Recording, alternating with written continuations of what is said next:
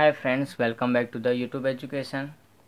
आज की वीडियो में हम चैप्टर 7 विसर्जन के जो क्वेश्चंस हमको एग्जाम में 3 मार्क में क्वेश्चन पूछते हैं वो किस तरह से पूछ सकते हैं, कौन कौन से क्वेश्चन उसके लिए ज़्यादा IMP हैं, तो उनके बारे में यहाँ पर स्टडी करेंगे। तो यहाँ पर देखो, बुक के अंदर पेज नंबर 310 पर क्वेश्चन नंबर 3 का फोर्थ है। तो 3 का फोर्थ क्वेश्चन हमको क्या बताता है, पहले हम क्वेश्चन को रीड करेंगे कि साइजदारी पेड़ी के विसर्जन के समय पक्की तलपट में दर्शाई गई निम्नलिखित वाक्यों का निकाल किस प्रकार करोगे, समझाइए। तो ये हमारा क्वेश्चन है, तो उसको हम किस तरह से यहाँ पर करेंगे वो हमको यहाँ बताना है। तो यहाँ हमारी जो बाकियाँ हैं वो सब दी हुई है कि कौन कौन सी बाकियाँ हैं। तो क्वेश्चन में सबसे पहले हमको सामान्य अनामत दिया है, फिर वृद्धि विनियोग वृद्धि कमी अनामत दिया है, उसके बाद में कारीगर अकस्मात मुआवजा फंड दिया है, प्रोविडेंट फंड है, लाभानी खाते की उधार बाकी है और घिसाई फंड। इस तरह से हमको टोटल यहाँ पर 6 बाकियाँ दी हुई हैं। इन बाकियों को विसर्जन के समय किस प्रकार से हल करेंगे, समाधान करेंगे, इनका निकाल करेंगे, वो हमको यहाँ पर बताना है। तो हम 1 बाय 1 करके इनमें से एक लेंगे। तो फर्स्ट हमारा सामान्य अनामत। तो सामान्य अनामत का निकाल हम किस तरह से कर सकते हैं, वो क्या है, तो यहाँ बताना हमको।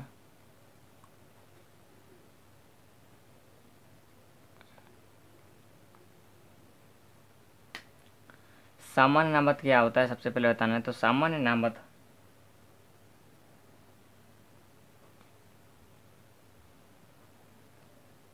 साझेदारी पेड़ी का सामान्य अनामत वो क्या है, साझेदारी पेड़ी का एकत्रित लाभ है। साझेदारी पेड़ी का एकत्रित लाभ है पेड़ी के विसर्जन के समय, पेड़ी के विसर्जन के समय सामान्य अनामत खाते की बाकी, सामान्य अनामत खाते की बाकी साझेदारों के बीच बांट दी जाती है। साझेदारों के बीच पुराने अनुपात में बांट दी जाती है।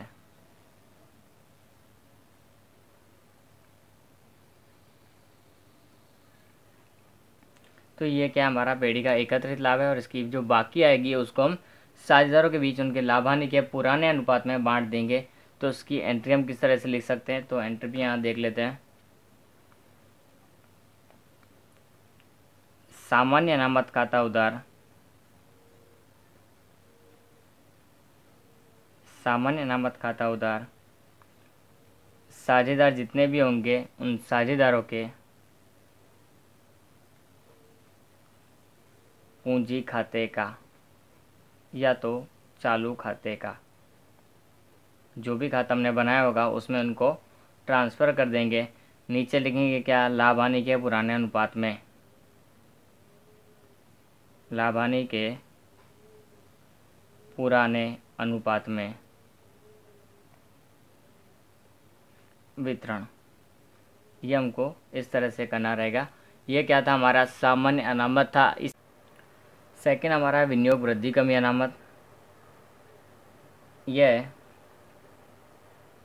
पेड़ी का विनियोग के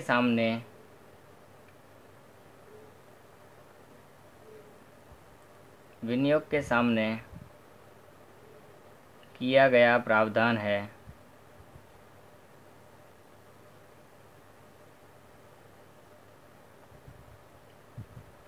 पेड़ी के विसर्जन के समय, पेड़ी के विसर्जन के समय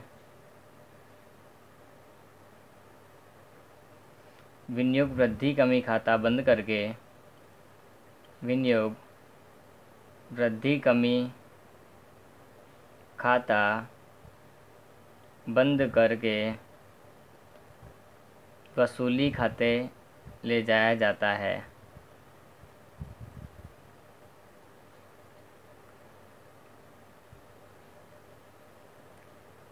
अब क्या करते हैं, अब इसकी एंट्री किस तरह से हो सकती है वो भी हम देखेंगे। तो अनामत है तो वो जमा होता है, उसके उधार करेंगे।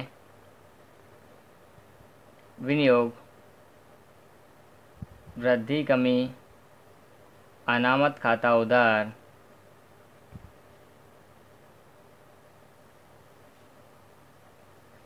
किसका, वसूली खाते के, जमा करते हैं हम उसको तो वसूली खाते का।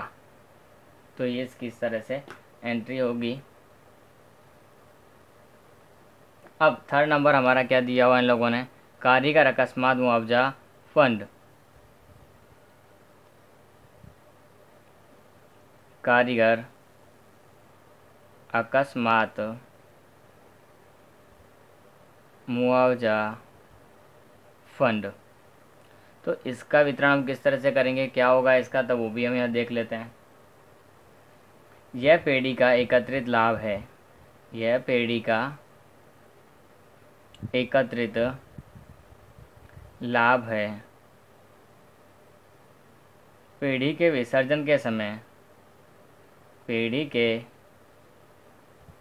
विसर्जन के समय कारीगर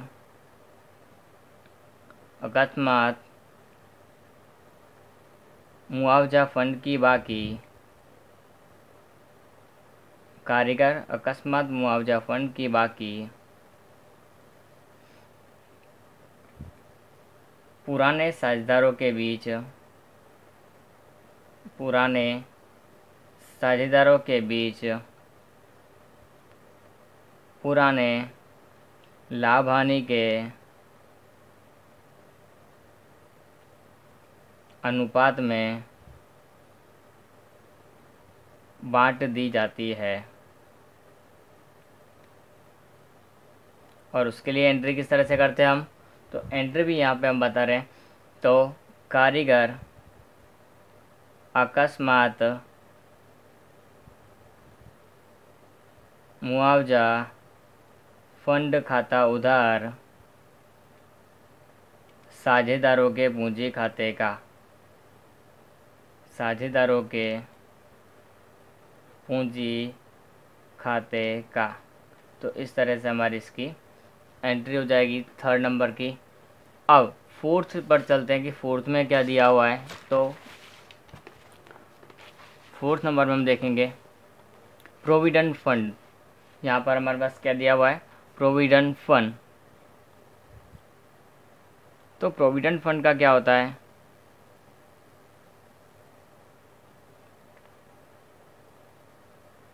और ये है क्या, तो इसके बारे में देखो किस तरह से करेंगे। यह पेढ़ी का दायित्व है। ये क्या पेढ़ी का दायित्व है।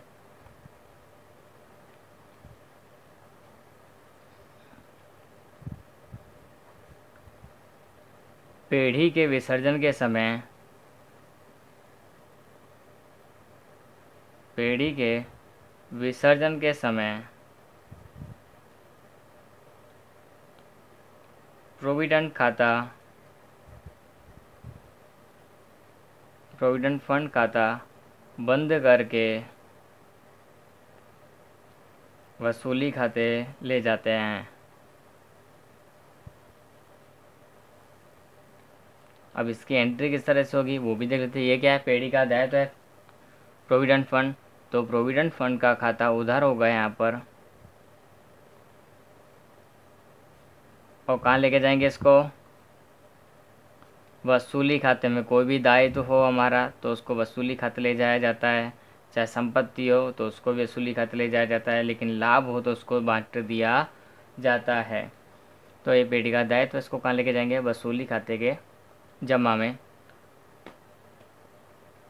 नेक्स्ट क्या है हमारे पास में, ये था हमारा चौथा। अब हम पांचवा टपक क्या है, लाभ हानि खाते की उधार बाकी।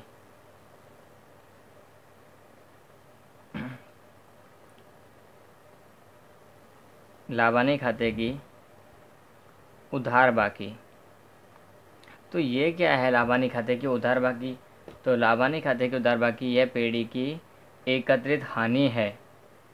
उधार बाकी यानी हानि और जमा बाकी यानी कि लाभ। तो ये पेढ़ी की एकत्रित हानि है। पेढ़ी के विसर्जन के समय, पेढ़ी के विसर्जन के समय लाभानी खाता बंद करके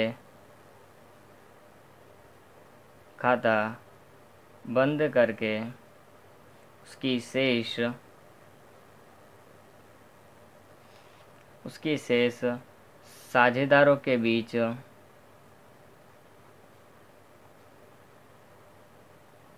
लाभानी के पुराने अनुपात में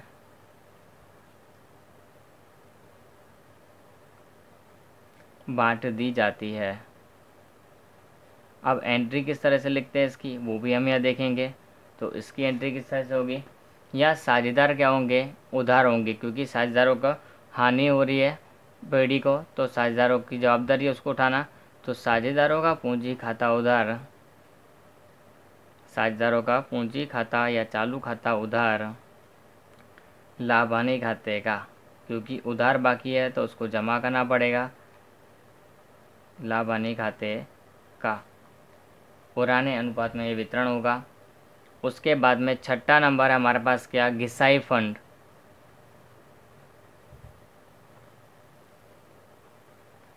घिसाई फंड का क्या होगा यहाँ पर, वो भी हम देख लेते हैं।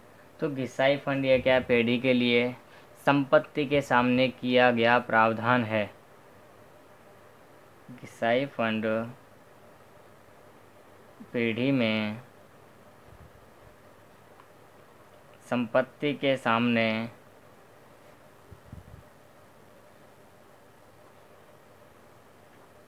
किया गया प्रावधान है। ये क्या है, प्रोविज़न है, किसके लिए, अगेंस्ट द असेट्स। ओके, तो घिसाई फंड पेढ़ी में संपत्ति के सामने किया गया प्रावधान है। पेढ़ी के विसर्जन के समय घिसाई फंड खाता बंद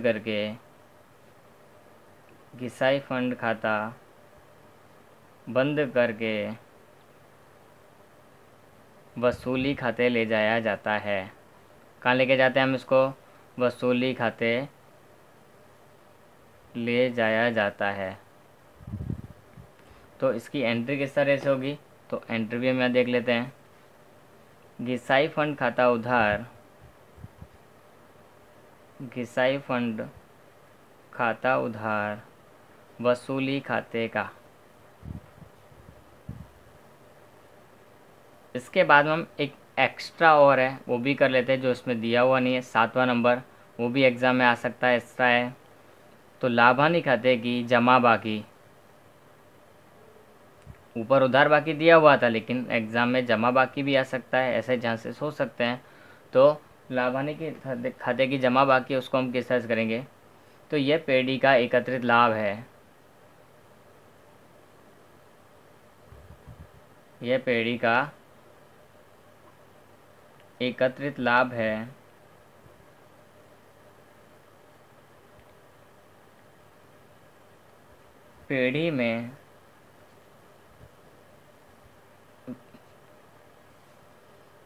पेढ़ी के विसर्जन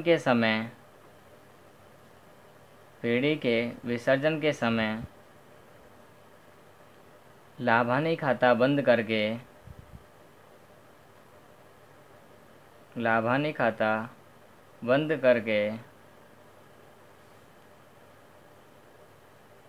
साझेदारों के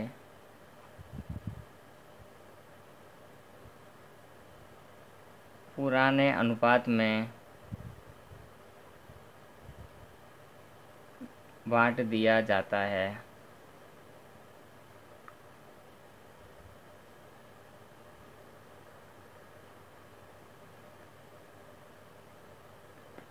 अब इसकी एंट्री किस तरह से होगी, तो लाभानी खाता उधार साझेदारों के पूंजी खाते का।